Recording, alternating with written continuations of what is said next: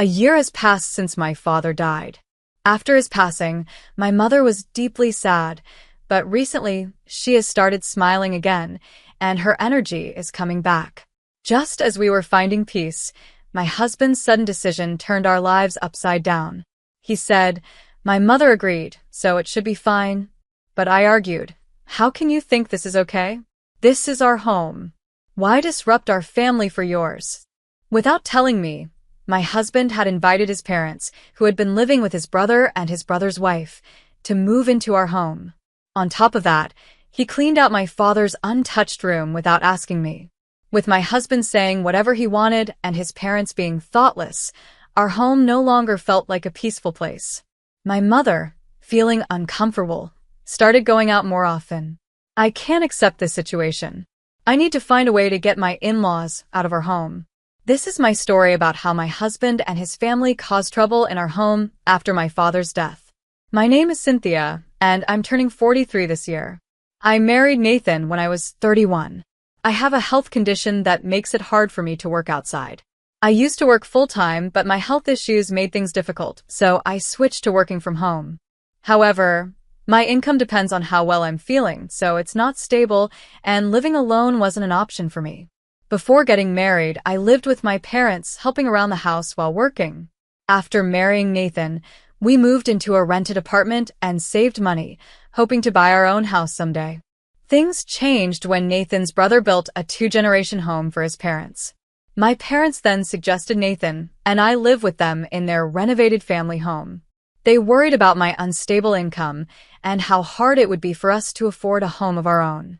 While my parents' offer was a relief for me, it wasn't easy for Nathan to live with his in-laws. This is where our challenges began. I wanted to respect Nathan's wishes, and he seemed happy with the idea of my parents covering all the costs. He quickly agreed to the plan, and for about 12 years, the four of us lived together peacefully. Even though my father was strict, Nathan's cheerful and respectful attitude kept things harmonious. My parents also gave Nathan his space, allowing him to feel relaxed when he wasn't with the family. Despite my unstable income and the fact that I couldn't have children, Nathan and I lived without major issues, supporting each other with the help of my parents. I was determined to repay their kindness, so I worked hard to earn a qualification to help support us in the future. But before I could use it, my father suddenly passed away from a heart attack. My mother was devastated by his death. She stopped eating well and was emotionally unstable for a while. During that time, I focused on supporting her. But as we adjusted to this loss, Nathan's behavior began to change. 12 years ago, when my family's home was renovated, it was expanded from 2 stories to 3. The first floor was designed for my parents, with a bedroom, a private bathroom, and a spare room that became my father's office. The second floor was shared by everyone and had the kitchen, laundry, bathroom, and a living space that my parents mainly used. The third floor was for Nathan and me, with 3 rooms, a bedroom and a living area, as well as our own toilet. We usually stayed on the 3rd floor, living our own lives there. However, after my father passed away, Nathan started spending more time on the 2nd floor. I'd ask him, "Why are you watching TV here? This is my mom's space." But he would reply, "If your mom comes, I'll move. She's not here now, so it's fine." He began relaxing in the 2nd floor living room every day, sometimes drinking and even falling asleep there. Even though he said he would leave if my mother asked, she avoided the 2nd floor when she knew Nathan was there. She became quieter and stopped using that space entirely. I tried to talk to Nathan about it, but he wouldn't listen. After my father's death, Nathan started acting more selfishly, which led to more arguments between us. We stopped talking as much, and things only got worse. One evening, about a year after my father's death, my mother and I returned from shopping to find something shocking. The door to the 1st floor storeroom was wide open, and everything from my father's office was gone. In its place were an old chest of drawers, a bed, and stacks of cardboard boxes. Confused and upset, I decided to find out what was going on. I hurried to the 2nd floor living room, where Nathan was sitting with my mother-in-law, and my father-in-law was drinking with him. I pulled Nathan into the hallway and asked, "What's going on?" He said, My mom isn't getting along with my brother's wife, so I had no choice but to invite them here. I decided to let them use the storeroom. His response was more self-centered than usual. Why didn't you tell me? I asked, angry. We haven't been talking much lately, and if we did, it would just turn into a fight, he replied, justifying his decision. What about my dad's belongings? You didn't throw them away, did you? Yes, I did. They were just in the way, he said casually. Without saying anything to us, Nathan had thrown out my father's things.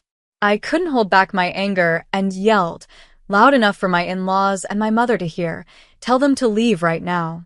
And bring back everything you threw away. Nathan just nodded calmly, but I knew he wasn't likely to do anything. Whenever we fought, he would say whatever was needed to calm things down, but never follow through. Listen to me, Nathan, I shouted, frustrated. Suddenly, I heard my mother's voice behind me. She had quietly come up the stairs and was signaling me to be quiet by placing her finger on her lips. Shaking her head, she said softly, it's late. Let them stay tonight. My mother was trying to be considerate, even toward my in-laws. Later, when I tried to talk to Nathan again, he avoided the conversation, using his parents as an excuse. The next morning, while I was thinking about my father, I found Nathan passed out drunk in the living room. The table was covered in dirty dishes, adding to my frustration. I decided to start doing the laundry to avoid cleaning up the mess, but my mother-in-law threw her own laundry at me and said, Cynthia, can you take care of this too? You're wonderful. Not only do you wash for your family, but you also do your parents' laundry. Kathleen only takes care of her own family, she added, complaining about Nathan's brother's wife. I was stunned. Did she really plan to stay here? This is the house my parents built, not hers. After she left the room, I tried to wake Nathan, but he was too groggy and wouldn't get up. Frustrated, I went back to the third-floor bedroom and called Nathan's brother. Yeah, Nathan told me about this, he said. He told you? I had no idea. I replied, angrily. This is the Owen family house. It's not right for your family to move in here. Please come and take them back. As I hung up the phone, I felt a growing sense of urgency to get my home back under control. If I didn't act quickly, Nathan's parents would end up staying longer. I asked Nathan's brother to pick them up, but he replied, I've talked to Nathan, but the situation between Kathleen and our mother is beyond fixing. It seems Mom doesn't want to live here either. I'm sorry, but you'll have to manage. Wait a minute, I said, trying to stop him, but he ignored me and cut off the conversation, leaving the responsibility entirely on me. It was clear neither Nathan nor his brother cared about my concerns. Feeling helpless, I went back to the second floor. My mother was in the living room, cleaning up the mess, even though she had just woken up. Mom, please let me handle this. Go wash your face, I said. I should have left it for Nathan to deal with, but I ended up cleaning it myself. While my mother was in the bathroom, I started doing the dishes. Nathan woke up and was rummaging through the refrigerator behind me. I stopped washing and turned to him. Did you really throw away Dad's belongings? I asked. How many times do I have to say it? Yes, I threw them away, he replied, irritated. How could you do that without asking us, the family? I protested. They were just in the way, he said casually. I couldn't tell if this was just his way of thinking or if it was influenced by his relationship with my father. My mother and I had wanted to keep my dad's things a bit longer, but Nathan easily decided to throw them out. No matter how much I explained, it felt like he didn't understand, or didn't want to. I was close to giving up on Nathan, but the thought of my mother being upset again troubled me deeply. I've told you not to throw away other people's things without asking, I said. But Nathan just ignored me. I called your brother, I added. Nathan turned around, surprised. Why? I asked him to pick your parents up. This is our family's home. It's not possible for all of us to live together. Hearing this, Nathan's expression darkened, and he raised his voice. Are you bullying my parents? He demanded angrily. I made it clear to your brother that this isn't their home, I said firmly. But Nathan shouted, there's nowhere else for them to go. His angry words overwhelmed me, leaving me feeling defeated and cornered. I quickly replied, you say there's nowhere else for them to go, But isn't your brother's house an option? Why not suggest that? Nathan, in a cold but firm tone, said, they can't go back there. Then they need to find another place, I countered. This house was built by my parents. But Nathan didn't want to continue the conversation. As he left the room, he muttered, you always say it's your parents' house, but don't forget, it's my home too. I couldn't deny what he said. This house was also Nathan's home now. If I kept insisting it was only my parents' house, it could make him feel unwelcome. Still, my parents had never accepted rent from us, even when I brought it up before. They always said, you'll need to maintain this house yourself one day. Save your money instead. Remembering this, I knew I needed to prioritize my mother's feelings. My main concern was how to communicate this to Nathan in a way that wouldn't disrupt the peace in our family. How could I make him understand our position? While I was deep in thought, my mother came into the living room upstairs. She must have overheard our argument. Calmly, she shared her opinion. If they have nowhere else to go, they can stay here until they find a place. Nathan's parents are also part of your family. Nathan jumped in, saying smugly, see? Even your mother agrees. His attitude annoyed me, but I decided to follow my mother's suggestion. Fine, I said. But they need to look for a new place to live. Okay, Nathan replied vaguely. I wasn't sure if they would really start looking, but I was determined to hold them to that promise. 4 days later, I got an unexpected phone call. The voice on the other end said something that filled me with excitement. Is that really true? I asked, surprised. I had contacted a junk removal service to see if they still had my father's discarded belongings, and they confirmed they were safely stored. Without hesitation, I called a storage company I had researched earlier and arranged to have my father's things moved there. While Nathan's parents were still staying at our house, I planned to retrieve the items and store them safely. Before leaving to pick them up, I went to my mother's bedroom on the first floor to share the good news. But she wasn't there. I searched the entire house, checking every corner, but I couldn't find her anywhere. I went to the second floor living room. When I entered, my mother-in-law noticed me and smiled, her face red from drinking even though it was still daylight. Oh, Cynthia, what's up? She said, clearly intoxicated. Nathan had come home from work and was sitting in the living room, still in his work clothes, enjoying a drink. The normally tidy second-floor living room had become a mess over the past few days. The table was covered with empty cans and dirty dishes.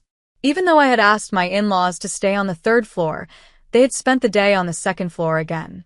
It was becoming clear that their promise to find a place to live was just empty words. They hadn't even tried. I walked over to Nathan, who was relaxing on the couch, and asked him to talk in the hallway. Why don't your parents use the third floor? I asked. He replied, because their legs hurt. But the second floor is my family's living space, and my mom needs it too, I said. You want people with sore legs to climb the stairs? Maybe your mom should move upstairs instead, Nathan retorted. Arguing with Nathan was exhausting, so I shifted the topic. Do you know where my mom is? I asked. She went to a net cafe, Nathan replied casually. I was surprised. What? Yeah, she said she's going out with friends. Your mom is pretty modern and youthful, isn't she? She's good with computers too. She'll probably be back tonight, he said, as if it were no big deal. While Nathan praised my mother's tech skills, I couldn't imagine her going to a net cafe. My mother used a computer regularly, but it was a desktop located on the second floor. Since it wasn't a laptop, she couldn't take it with her. That's when it clicked. She went out because she couldn't use the computer here anymore. Can't we let my mom have the second floor room? I asked Nathan again. It's where her computer is, and it's where she keeps important things. There's no TV in her first floor bedroom, so she has nothing to do there. She must feel lost. Nathan sighed and replied in an annoyed tone, My parents are here because their legs hurt.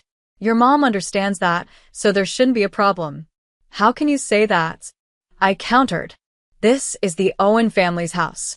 Why should my mom lose her space while your parents take over the second floor and relax here? Nathan seemed completely unable to see my point of view. I realized my mother had likely gone to the net cafe because she felt like she no longer had a place in her own home. The friends she mentioned were probably just an excuse to leave the house. I guessed that my mother's words were meant to be kind to Nathan, but he seemed to take them literally. "You only think about your parents," he yelled. "My parents don't know anyone around here. They can't just go out and meet friends like your mom can. She has friends nearby, so it's good for her to go out during the day. Or she can just use the third floor." Nathan's anger caught me off guard. I had never seen him so upset, and I didn't know how to respond. Inside, though, I felt my feelings for him fading. Even in the face of his shouting, I stayed surprisingly calm. It became clear to me that living together with him was no longer possible. Unable to say anything, I left the house. Before going to pick up my father's belongings, I stopped by City Hall. Later that evening, I went to my mother's room on the first floor and handed her the key to the storage unit I had rented.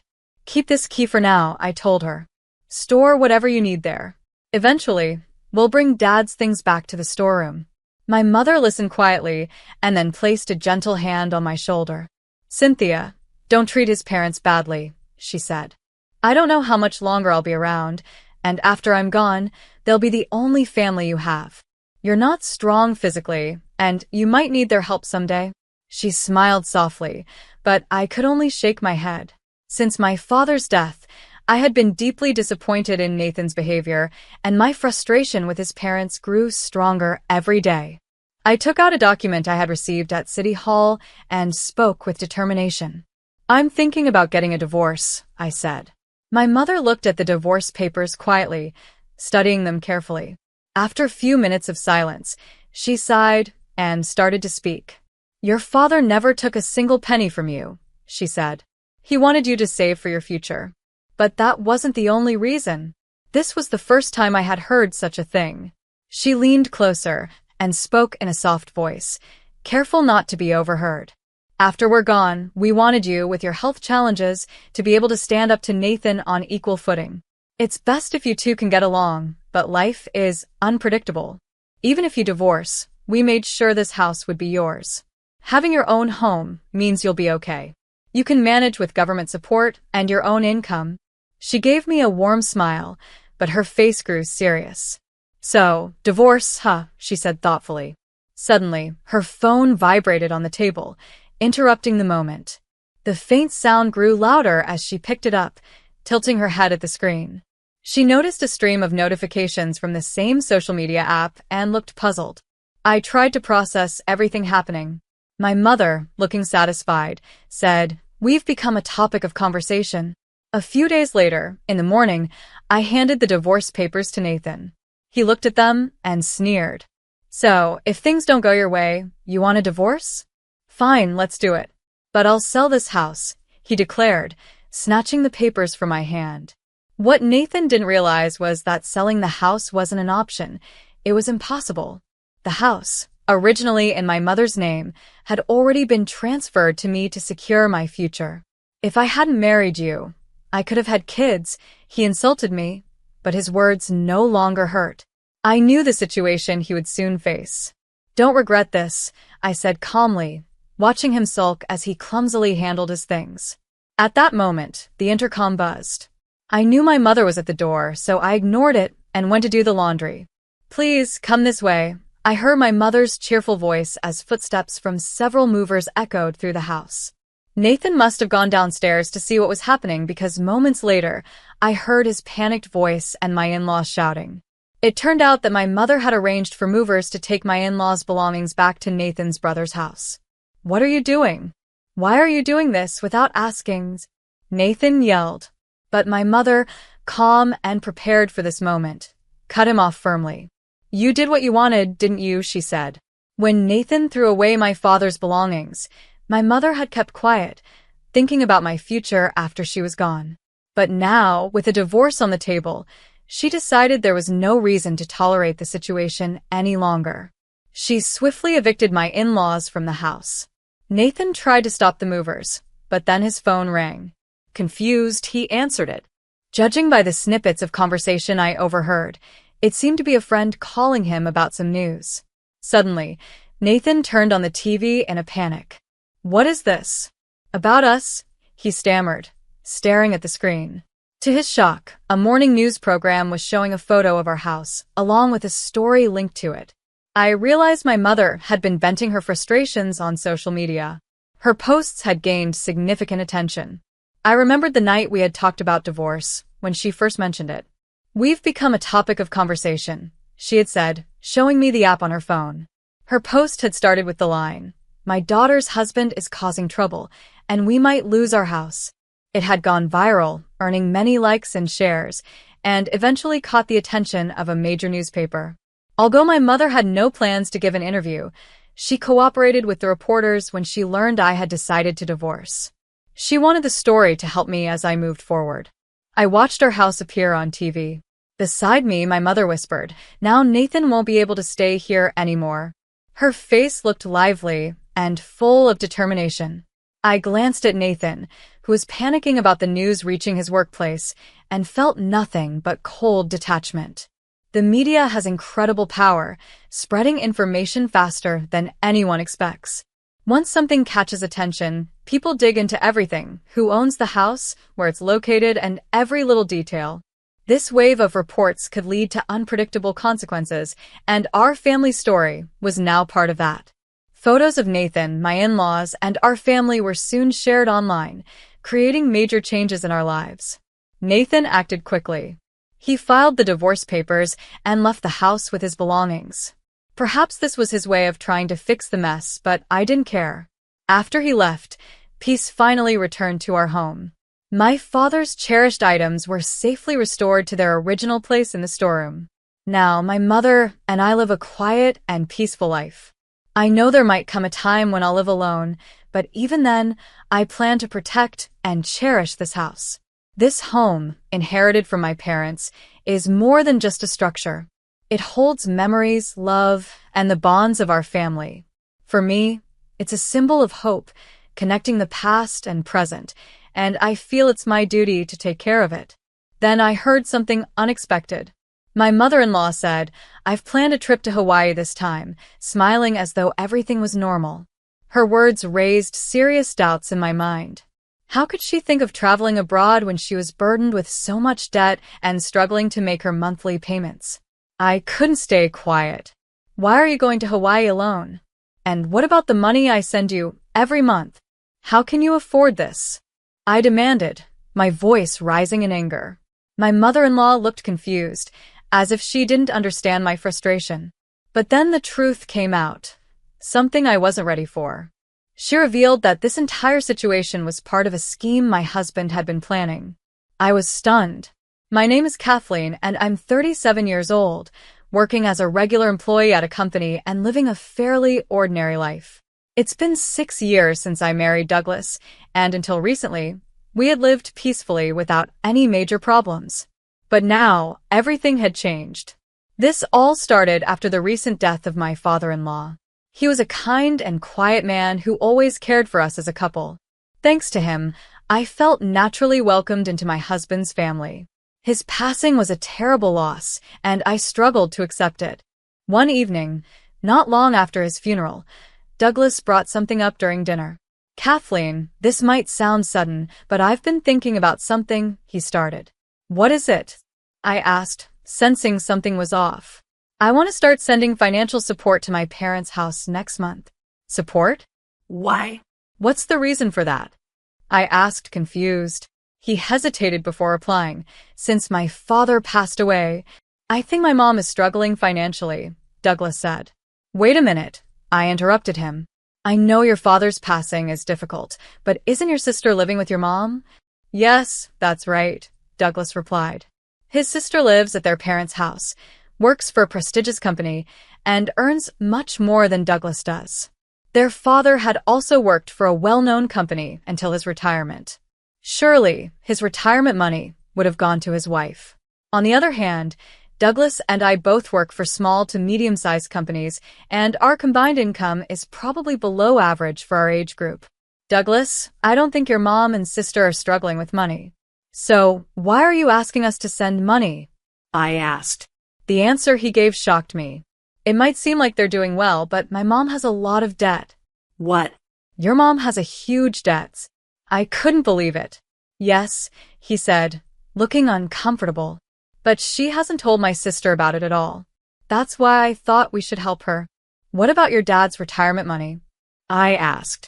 Most of it went to his hospital bills, surgery costs, and funeral expenses, Douglas explained. Now my mom is in a really tough financial situation. I sat quietly for a moment, processing what he had said. That's really hard, I admitted. Yes, it is, Douglas said. I know I'm asking a lot, but I really want to help her. He bowed his head deeply, showing how serious he was. I felt torn. My mother-in-law had helped us as a couple many times before. When I was looking for my current job, she took over all the household chores and often came over to cook dinner. When Douglas changed jobs and we were struggling with living expenses, she secretly gave him money to help us. I had always been grateful for her kindness, and every time I thanked her, she responded with such polite gratitude. Thanks to her support, we had managed to get through many tough times. Now that she was in trouble, I couldn't just ignore her situation. Thinking about everything she had done for us, I strongly felt the need to help her. After some hesitation, I finally agreed to Douglas's proposal. From that day, we started supporting my mother-in-law financially. To make it work, we became stricter about saving.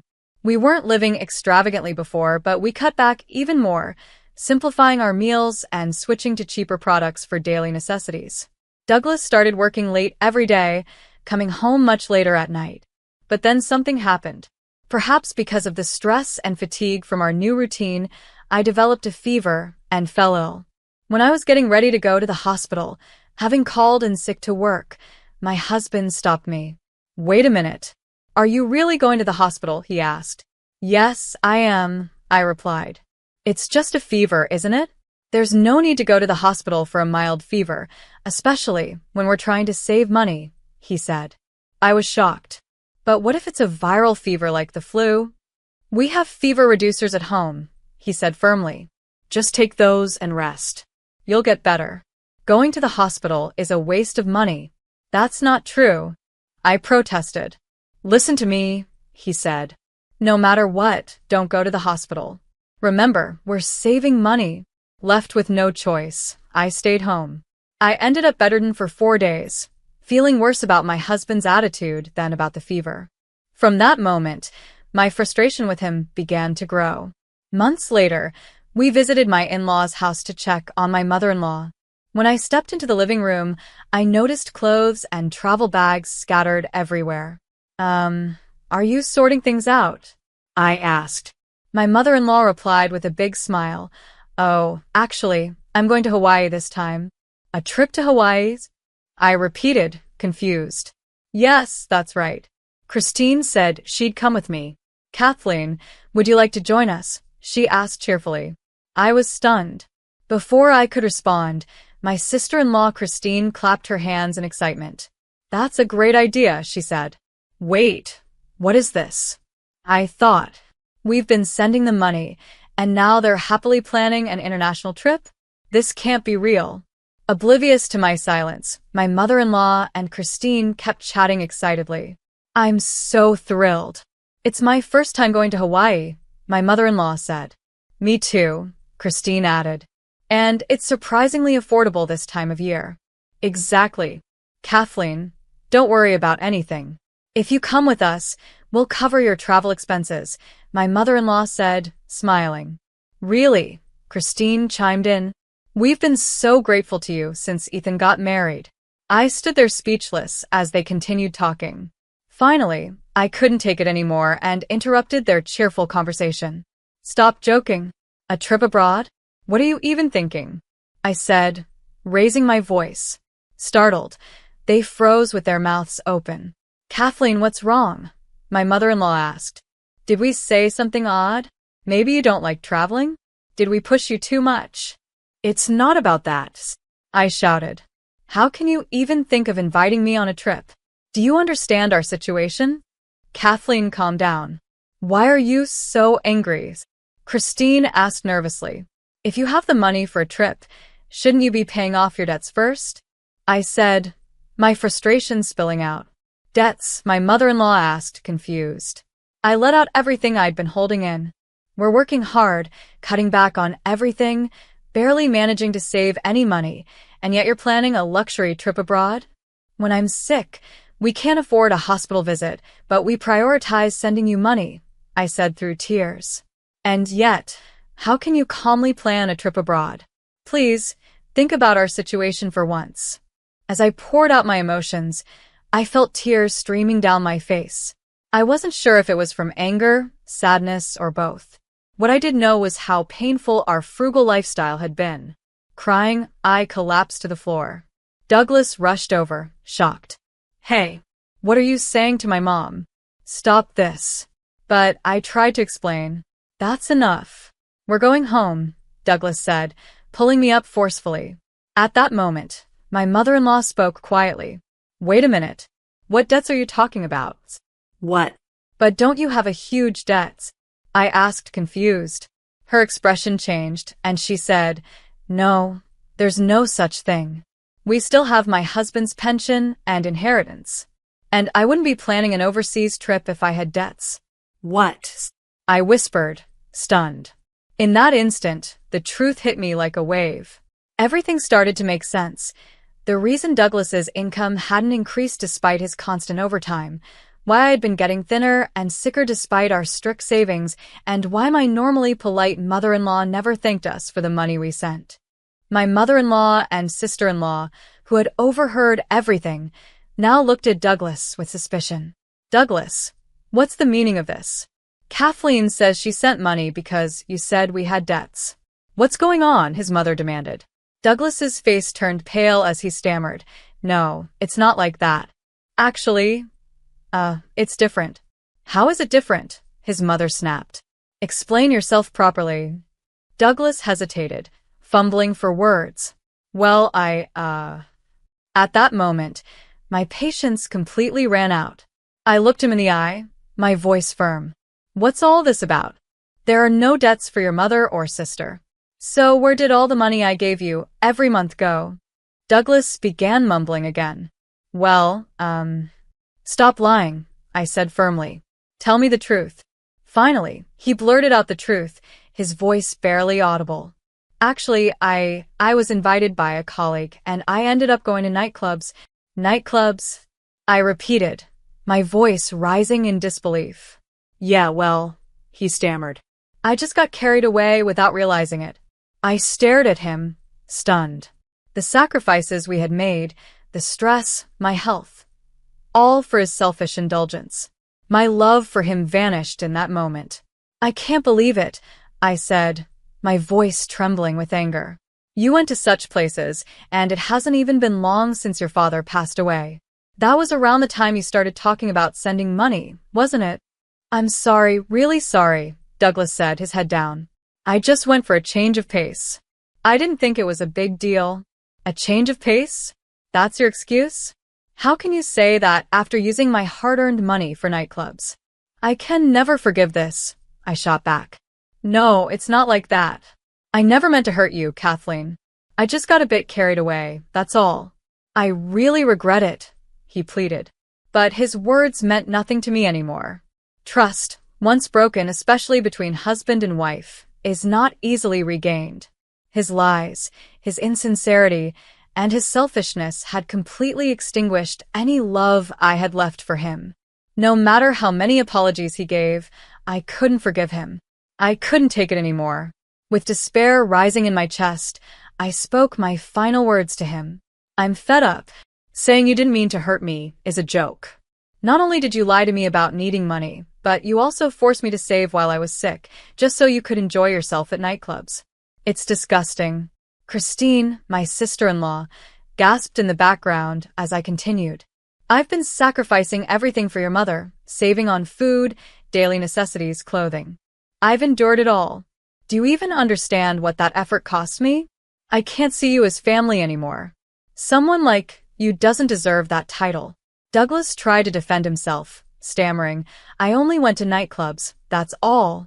Oh, and the drinks you enjoyed with the money I worked so hard to save while I was sick must have tasted great, didn't they? I said sarcastically. No, it wasn't like that. It was for work. He blurted. I don't want to hear another word. I shouted. I'm done. I'm leaving. Wait, Kathleen, please. I need you. Douglas begged. What now? Go have as much fun as you want at the nightclubs and see how it feels when I'm gone, I said coldly.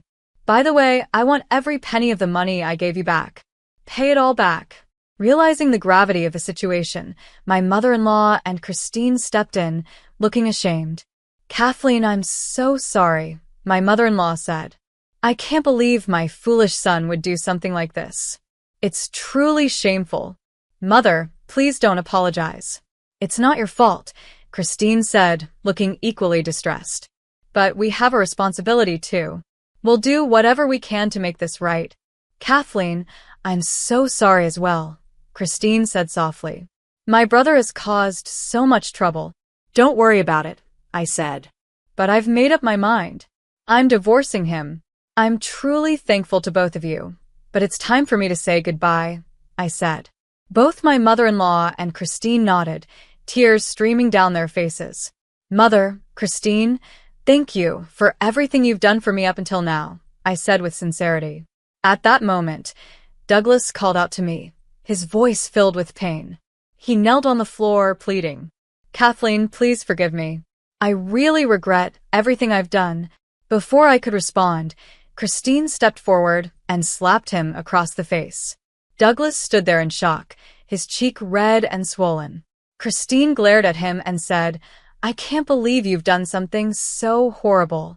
How much more did you need to hurt Kathleen? Lying to her to take money meant for family support, refusing to let her go to the hospital, and then spending that money at nightclubs? How could you be so heartless? I'm ashamed to call you my brother. Wait, just listen to me. Douglas pleaded. What's the point now? Christine snapped. You forced Kathleen to save and suffer for months. That's the truth, isn't it? Mom, and I will never forgive you. Never come near us again, do you understand? Don't ever show your face to us. With tears in her eyes, Christine grabbed Douglas, dragged him outside, and slammed the door. She locked it, ignoring his desperate pleas from the other side. No matter how much he begged, the door stayed shut. Kathleen, I'm so sorry, Christine said, turning to me. There's not much I can say to make this better, but please forget about him and find happiness. She hugged me tightly, and I could feel her sincerity. After thanking her and my mother-in-law one last time, I left their house. I soon moved out of the home I had shared with Douglas and found a new place near my workplace. Since I already had a stable job, I didn't face much difficulty living on my own after the divorce. I contacted a lawyer I knew to handle the legal process, and it was clear that Douglas was at fault. The divorce was finalized quickly. I also claimed the money Douglas had fraudulently taken from me, along with compensation. I ensured that he paid the full amount. He was forced to pay in a lump sum, leaving him in a far worse financial position than before. I heard that his life now revolves around endless overtime and sleepless nights working to make ends meet. Naturally, he no longer has time or money to visit the nightclubs he once enjoyed. As for me, I've moved on, finding peace and stability after the divorce. Douglas is now just someone from my past, a man consumed by his own mistakes. I received several messages from my ex-husband. I was wrong. Please forgive me. I'm not going to nightclubs anymore. I don't want us to get back together. I'm just really in trouble. Can you lend me some money? You're the only one I can rely on. It was all about money again. I felt nothing but pity for him. Now that he's finished making all the payments he owed me, I'm considering blocking his contact completely. On the other hand, I still keep in touch with my mother-in-law and sister-in-law. They worry about me and check in with me regularly, even after the divorce. Just the other day, when they saw how much better I was doing, my mother-in-law was moved to tears. Kathleen, I'm so happy to see you doing well, she said. Mother, don't worry about me. I can live on my own, I assured her. I always believed you would be okay, Kathleen. But remember, if you ever need anything, you can rely on me and Christine, she said warmly. Thank you so much, I replied. Then Christine added with a smile, let's go to Hawaii together next time. Just the three of us. Of course. I'm looking forward to it, I said. Without the support of my mother-in-law and sister-in-law, I don't think I could have gotten through the challenges of my divorce. They genuinely wish for my happiness, and because of their encouragement, I've vowed to live my life with all my strength.